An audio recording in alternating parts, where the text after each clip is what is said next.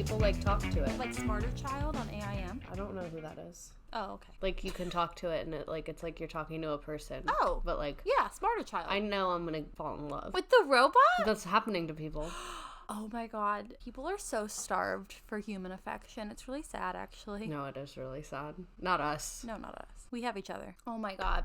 I should not be drinking that. Whatever. This was the signature drink at my daughter's birthday party. I was so mad I wasn't there. It looked so cute and fun, and then she fucking walked for the first time. I know. And the vibes were so good when she decided to walk. It was the end of the night. We were all hanging out, having the best time. And then she decided to walk. Like, it was crazy. So, like, if it was anyone else's child, I'd be joking when I was saying this. But for you, I'm serious. I literally think she did that to say thank you for the party. Oh my Like, I literally think she was like, okay, y'all popped off with this one. Like, I gotta do something. She had the best day. She saw the balloon arch and she was like, I gotta come up with something. She would have walked sooner if you had been there. We would have had it done by 8 a.m. Okay, let's go to podcast land. We're doing screenshots and emails, right?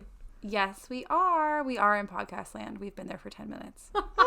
I forgot we were in podcast land. No, it's fine. I don't have my glasses on, so that's making it worse. Welcome to Teacher Quit Talk. This is my second podcast of the day. I had to host my I call it my podcast, but they told me to stop doing that at work. We have an hour call once a week that's like a getting started with technology for the new people that like join within that week. I host it a lot. I always say, welcome to my podcast, and people are like, I think I'm in the wrong link, and I'm like, no. Oh my god. I was like gonna ask you, why do they keep trying to stifle your creativity? It's never felt like it's coming from a place of like, you can't say that, but it's always like, love the energy, but you are creating a lot of confusion because people don't realize you're joking. They're trying to dull your sparkle. I think that is also it. So, anyhoozle, where have we been? Where are we going? Oh, no. Where have you been? All my life. I think Anna was fucking phenomenal. Yeah, her vibe matched our vibe perfectly. She is such a good storyteller. She was awesome. That episode is dope. Anyhoozle. Okay. So, we have an email episode, and Redacted's gonna get hangry. No, I had a snack. Okay, I had a cheese stick because of this. The title of this one is Hamster in a Ball. Did anyone lose one? It was rolling down the B hallway. Please see blank in B1 too. Oh my god. Career dress up day. Not sure if this would be appropriate or not, but blank is asking if he can dress like Chip and Dale Dancer for career day. I told him it might be a little cold for that. I want to support him though in his career path. How is that fucking real? I want to support him though. Wow, that's unique. My life. Fuck, that's gonna be stuck in my head forever. It's a good song. I know. Brutal email. 3 days into my first year teaching. Hello, Miss Blank. Welcome to blank. I wasn't able to meet you on back to school night. There have been a few very disturbing things brought to our attention, and it's only been 3 days. I would like you to explain about the USA flag and the picture of it being partially covered up in your classroom, and also about asking the children who are God-given only he or she to identify with a quote pronoun ? Praying for you ... Shut up. Praying for you. I hate that shit.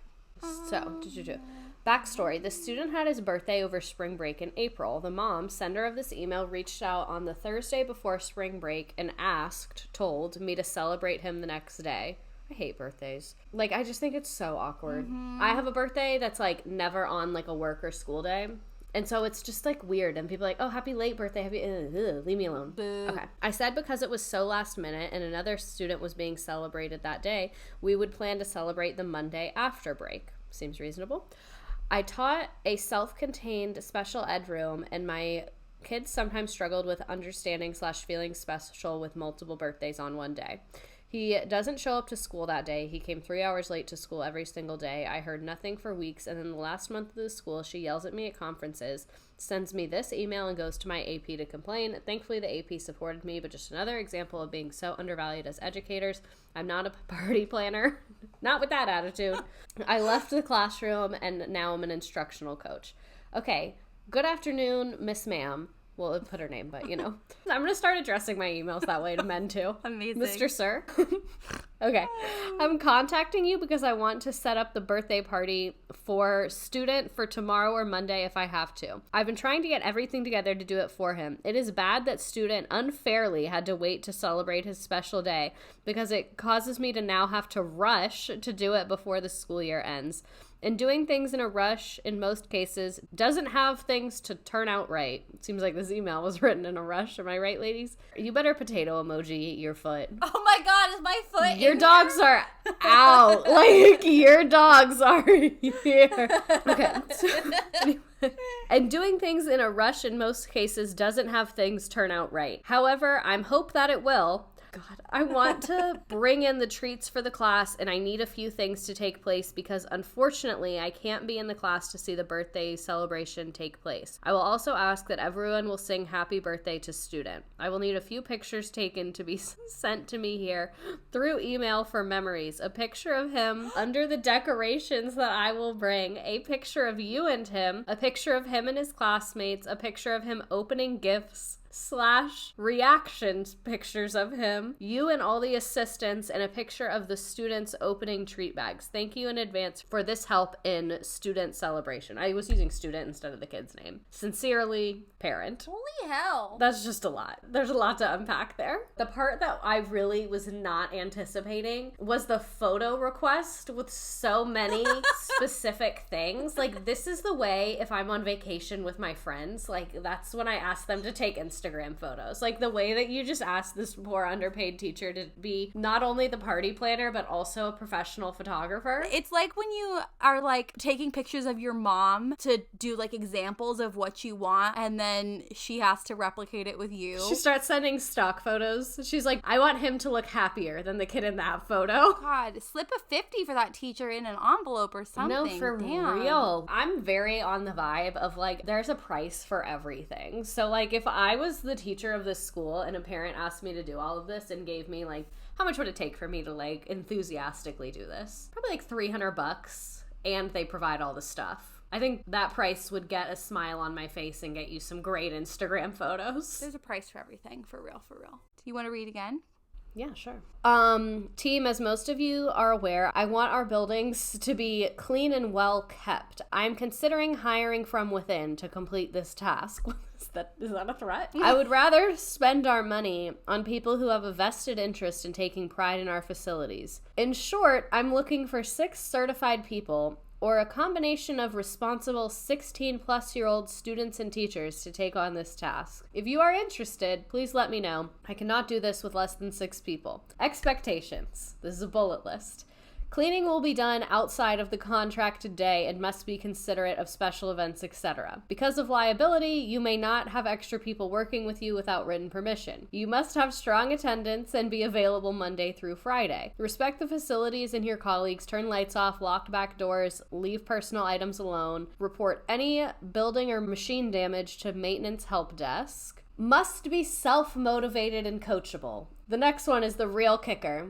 Because of overtime laws, you must be serving in a certified position. Oh my God. Because paras and janitorial staff and people like that a lot of times get paid by the hour. So if they're working over 40 hours a week, you legally have to give them overtime. But teachers are salary employees, so you're not eligible for overtime. So they can pay you by the hour and it doesn't count as a part of your hours because you're not hourly. I just am blown away. Oh, there's more. There's more. No.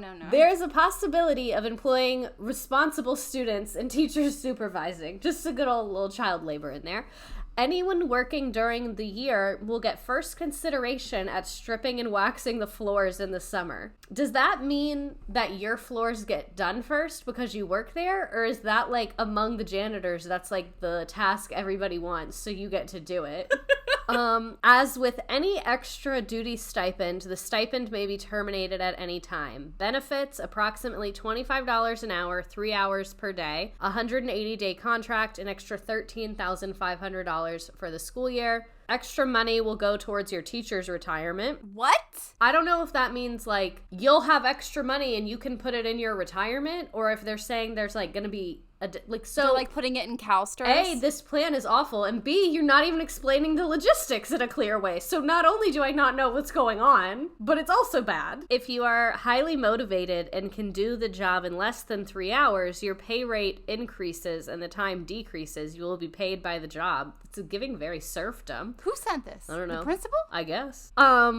Excellent way to purchase your new car, pay off your house, vacation, etc. Did you buy your house in 1930? Because you said it was 13 grand. No one's paying off a house in the year of 2023 with 13 grand. No additional travel time or cost for a secondary job. Oh, I understand now. Summer floor care could add $4,000 to your income.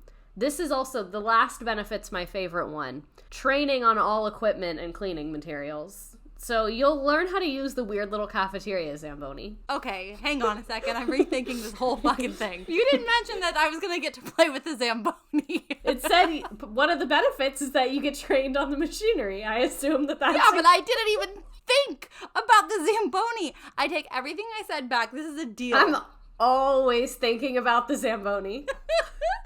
You have to be a certificated staff member to do this. So you have to stay after work. Or they said some children. I don't want a 16-year-old waxing the floors after hours unsupervised at school. They're going to fall under They're not going to let the kids wax the floors. That is a highly contested position. They're not going to give the end-all be-all of janitorial duties to a kid. You gotta put in years here before you even get to think about floor waxing. I love our janitorial staff, but that's this whole entire separate job. That they work their ass off and you work your ass off. Nobody should be doing both. I would clean like how I do at my apartment. I just use a Clorox wipe for everything. I saw a TikTok one time like years ago of a teacher that does this. Or I think she was a para. I don't remember. But I remember it was like a day in the life and she did like janitorial stuff after school every day for a couple hours. She said she was like paying off her student loans or something. I get it, but like... And like you said, it's a needed and important job, but it is exactly that, a separate job from the other job. A lot. So obviously I like clean up my own classroom when I have a classroom and like don't leave trash on the floor for the custodial staff. But I feel like if I was the one doing like the deep cleaning, I would get so much more mad at kids. Like one of them would spill like a Gatorade and I would just lose it. Like normally I'm patient with stuff like that, but if I knew that after teaching them I had to go do a little outfit change in the bathroom and then deep clean immediately no. You and I have a different experience too because you only have the kids for like a period. Mm-hmm. My kids clean the classroom at the end of the day. Oh no, mine clean the classroom at the end of the period. Oh really? I would just tell them like you need to leave it how you found it. So they'd have to put the desk back and then I had a couple trash cans around the room and they had to clean up their trash. And if they didn't clean up their trash, I wouldn't do it with anything that was like disgusting obviously. But if they left just like a little wrapper, I would staple it to their work. Oh no, see, these are the things you could only do with high schoolers. That's funny. And I remember one time I gave them Airheads and so many of them left the wrappers and I was so mad. And so I stapled the wrappers to their work and I was like, I lick the wrapper because it's the last taste of an Airhead you'll get in here. I caught heat for doing magic trash, which everybody loves magic trash. Everyone loves magic trash. I had magic trash when I was a kid. Yeah. I don't know if we called it that, but I remember teachers doing stuff like that. I love it. We can't even have magic trash. The woke movement has gone too far. My procedures in my classroom are a little neurotic. They are really an exemplification of my own mental state. Every table has its own trash can. Everybody has a job. It's like a cleaning-based job. There's a song. We have to like race the song every day. It is a well-oiled machine up in that bitch. You have to be with that many small children. I didn't do jobs because I just had like my rosters would change too much and all that and there's just too many of them. But I would just make them do everything. A lot of times they would do it for extra credit or I had my raffle ticket system. So that was a big one. It was if someone finished early, like early, I would give them like 30 raffle tickets for cleaning all the laptops because they would always get nasty. So I'd give them like those little computer wipes and I would just be bribing them with those tickets. Mm-hmm. We always have had school-wide tickets. To work at a school with a school-wide ticket system. Actually, pretty fun. Do I want that? Do you guys ever take away tickets? I've never done that. No. Actually, that's a lie. I did it one time, but they deserved it. The only time I've ever done anything is when I taught third grade. If they lost their tickets because it became an epidemic, if you lose it, you lose it. That's valid. I gave them all little pouches that had zippers on them and they kept them in their desk. There were some incidents of stealing where that's separate, but if they like got ripped or because sometimes when they're ripped, they're like wet and ripped and they're like, you can't tell how many there were because it's like a bunch of corners wadded up. But I've never taken an incentive away. So one time I had a sub and a couple kids stole tickets and wrote their names on them and put them in the bin. And so I dumped all of them out. And I was like, oh no, we're done with raffle. And they were like, for how long? And I was like, forever. And then I think like a month or two later, I was like, fine, and gave it back. My kids, they just were never that good at it because I would write their name in pen on the tickets. There were a couple instances where I had a sub and they would steal tickets and write their own name in pencil. And I was like, guys, you can't fool me. I had a black market ticket situation at one point where it made me actually change my ticket system because it made me realize that I was like giving too much of a reward for extroverted behavior, if that makes sense. Yes, that makes perfect sense. And not every teacher does that. I just love you so much. Because I realized like kids who raise their hand a lot were getting a lot more tickets than kids who don't, even though the other kids would technically be on task. They just were not verbally engaging. Because I had this one kid who hated talking and hated raising his hand. And I found out that he was like doing other kids' work and they were giving him tickets. Okay, I just hear a leadership quality. That's all I hear. He was like, am I in trouble when I found out? And I was like, don't tell anyone because you probably should be in trouble for this. But I was like, I kind of feel like you deserve tickets more than I've given them. So, and then I just let him keep them. Oh. I was mad at the other kids though. Perfectly valid in my opinion. I mean, there's so much nuance to everything. If you teach high school and you do tickets, at least like once a week, walk around and just give a ticket to everyone who's on task. This would be my solution to that. God, I love tickets. I love an extrinsic motivator occasionally. Love tickets. Here we go. I feel like this one's very important to read because I think it really exemplifies the kind of sneaky gaslighting that happens all the time in schools. But it's like blink and you'll miss it. You know what I mean? Yeah. Okay. Yeah. It's sneaky. Mm-hmm. So, hi Blank. Blank said multiple inappropriate things in physics today. We were talking about acceleration and he explained an example of punching someone in a wheelchair and they accelerate a lot. I was planning on emailing home about this, but then his behavior got worse. One of the students told me nice glasses, and I overheard Blank say nice glasses, more like nice ass. Blank told me that he wants to smash her in reference to me. Ew. Please advise. Yeah.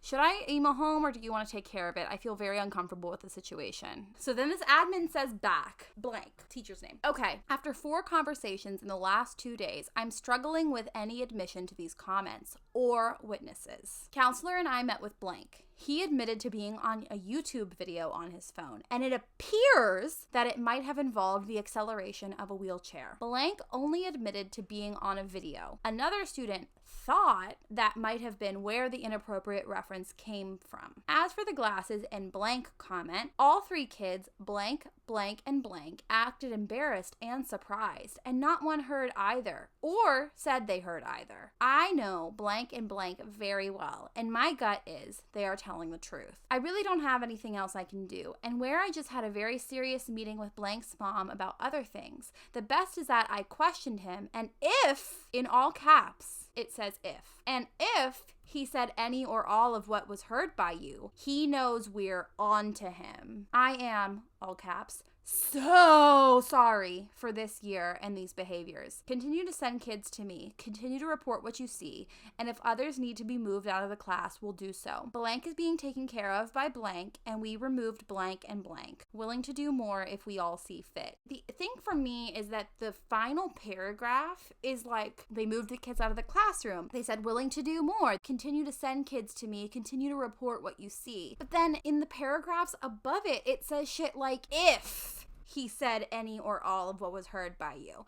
You're asking the kids if they were witnesses, the kids acting embarrassed and surprised and saying they didn't hear it. Obviously, they're gonna react that way to their admin confronting them when they're saying like sexual shit and like ableist shit. Like, of course they're gonna say that. They're not gonna be like, I am so sorry and I'm ready to take accountability and for all to talk this out and move forward. Like, I don't know what you thought they were gonna react, but it's not surprising. All the time last year, my 3rd graders were all always like, don't be a snitch, don't be a snitch. So they're not gonna, especially in front of their other friends. Yeah, you gotta, I don't know, divide and interrogate. The class was applied physics, so it's gotta be older kids. So you really think like that they are gonna admit to that? I don't know, man. 0 stars on the handling of that situation. Great email verbiage in some parts, but the actual actions, it's a no from me. Why would I want to send kids to you? Why would I want to report shit to you if you don't believe me? They probably got ChatGTP to write the ending part. They were like, ChatGTP, write email supporting teacher dealing with bad behavior. And then they just pasted it. But this was written in February 2020. Maybe they were an early tech adopter.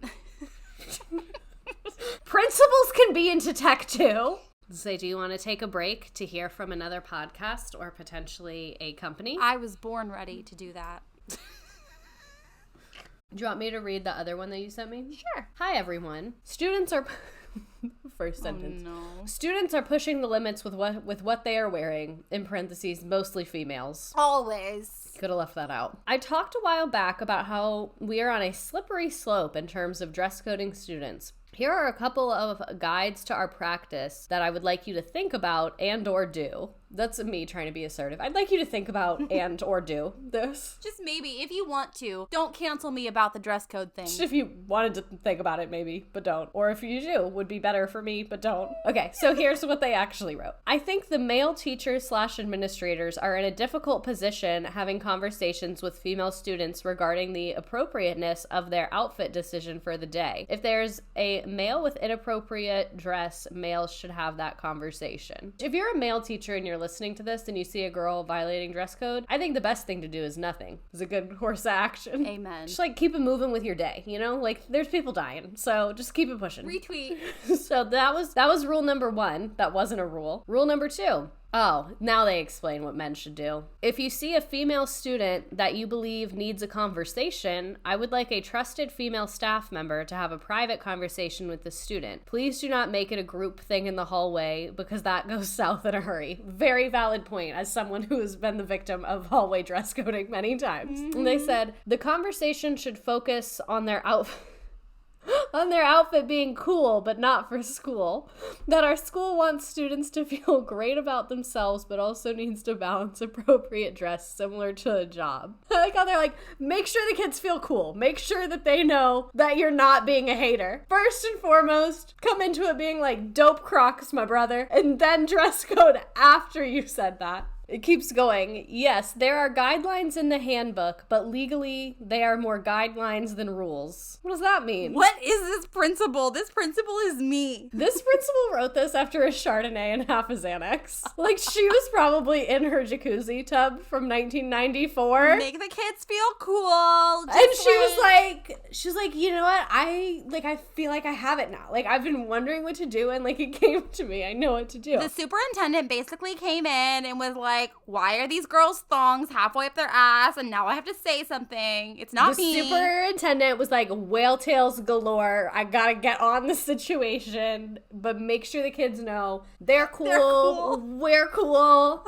And we're cool. And don't talk about it in the hallway. If you're a man, just have the teacher that's not a man talk about it in a way that's cool. Because we just want it to be cool. We're cool. Okay, it continues. I know that a majority of us are going crazy thinking about this. Are we? She's projecting hard as fuck with this. Yeah. It's perceived as the kids are running the school, or why isn't anything being done about this? The superintendent also said that to her directly. The superintendent was like, the kids are running the school. There is someone in a bikini top. The personal conversations not in front of peers goes a long way. I know that we didn't have this when we were in school, or we just followed the school rules or parents would be on us. We are in a different day and age. Take a breath and please do not make it personal with the students. Okay, why do I love this principal? No, like, she's like kind of giving. Like, this is really weird, but it's kind of giving. Like, this is the principal that had the barbecue with Keith, her husband or whatever, at the hot tub, who's having some wine. She's like, so the superintendent's super pissed about the pasty situation, but I really just want to make it like not a big deal. She said, they're still looking for you to have a connection, not a disconnection with them. I'm making some calls to parents of the key 8th grade girls. Who are the key 8th grade girls? Okay. Do they have like an Abby Lee Miller pyramid in the office with like, these are the key 8th grade girls right now? The Heathers of the middle school? But honestly, like, that is making me like this principal more again, because love her. They're inside the social dynamic. They said, we can take out the key girls, the rest will fall into line. Work smarter, not harder. I love her. I won't be able to make calls on every single one, but I'm choosing the ones that I see as the vocal leaders of the movement. I get very nervous when girls are using the phrases, I'm proud of my body, or teachers are shaming me. This is not where we want to be with this topic, and I know that you're not shaming them, but this is how they're perceiving. This email is so long. She's like, you're good, the kids are good, this is bad, but we're good. This is the level of what people want in a TikTok. When like the whole comment section is like, what about this? What about that? Oh my God, you hate me because of this? No, this is the level of like this principal has seen some shit, so she's saying some shit, you know? She was probably Tumblr famous back in the day, so she knows. She knows the nuance that's required. I feel like she needs to have like a flow chart of this. It's like, you see a child, they need to be dress coded, boy or girl. And then under girl, it's like, are they a key 8th grade girl? Follow this path. If they're not a key 8th grade girl, follow this path. Okay. Oh my God. How is it still going? It's almost done. I know that you are not shaming them, but this is how they're perceiving it. Keep it personal with each kid. This is one school rule. We have to be very careful. Thanks for reading this long email. Let me know if you have any questions. Honestly, I love her. Like, she kind of ate. Enjoy your bubble bath and your Chardonnay, girl. I hope you have a wonderful Zanny nap. She was laying there. The Bachelor ended, and she was like, all right, I'm fucking solving this problem. She was like, I am not. It was probably Sunday night, and she was like, this is the last Sunday that I have Sunday scaries about 8th graders in crop tops. I am dealing with Especially this. Not the key girls. The key, that's what gets me. Also, my cousin, she wouldn't mind me sharing this. She's in high school, and she posted on her Instagram story, and she was wearing like low-rise yoga pants and a crop top sports bra thing, and was in the school bathroom. And I replied and was like, major slay, but like, how are you not getting in trouble for this? And she was like, they don't really do dress code anymore. And I was like, are you serious? When I was in school, they quite literally grabbed me by the arm and dragged me into the office on more than one occasion because my shirt was too low cut, which is so subjective. Oh my God. And this is what she said. Yeah, after COVID, we figured they'd be dealing with other problems, so we just all started breaking dress code all the time, and they just kind of gave up. I think that's what happened in my hometown. Yeah. Because I saw somebody posted a pic with crop tops, and I was like, oh, that's wildly different than my experience. The way they would put us in a weird little school jail room for wearing running shorts, and I just wouldn't go to class the whole day. The Sofie shorts. I had the most vivid memory of wearing my little American Eagle off the shoulder sweater, which I feel like I've repurchased a version of it that's in my closet right now. Because it was off the shoulder a little bit, I got in deep shit. I had a t-shirt I bought on vacation at the beach that was like a little off the shoulder moment. Oh yeah. And same thing. I still remember my 8th grade science teacher. She was like, redacted, why is your bra strap out in my class? Ew.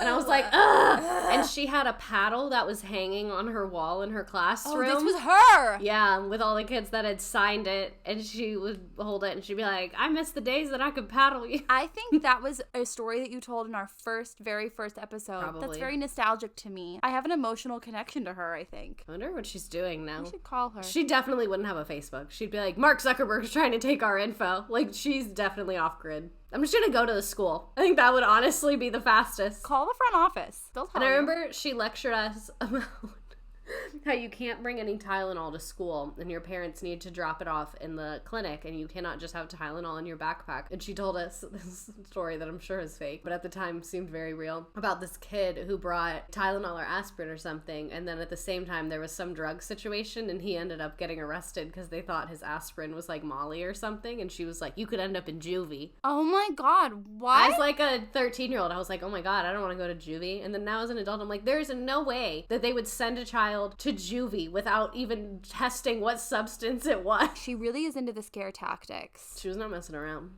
Okay, guys. Well, those were some very interesting submissions. And you submitted them. You surely did. We love you so much. We'll see you next week for something. I have no idea what's happening next week because we haven't scheduled it. I know what I want to do next week. Tell me. So next week, we're going to look at some teacher appreciation gifts. Oh! Because Teacher Appreciation Week was not too long ago. And some people got some stuff that looked really freaking cool, and then some people got some stuff that seemed really not cool. So we're going to talk about both of them. Send us examples if you want. Yes, send us examples. One year, my school got all of us nachos, and I liked that.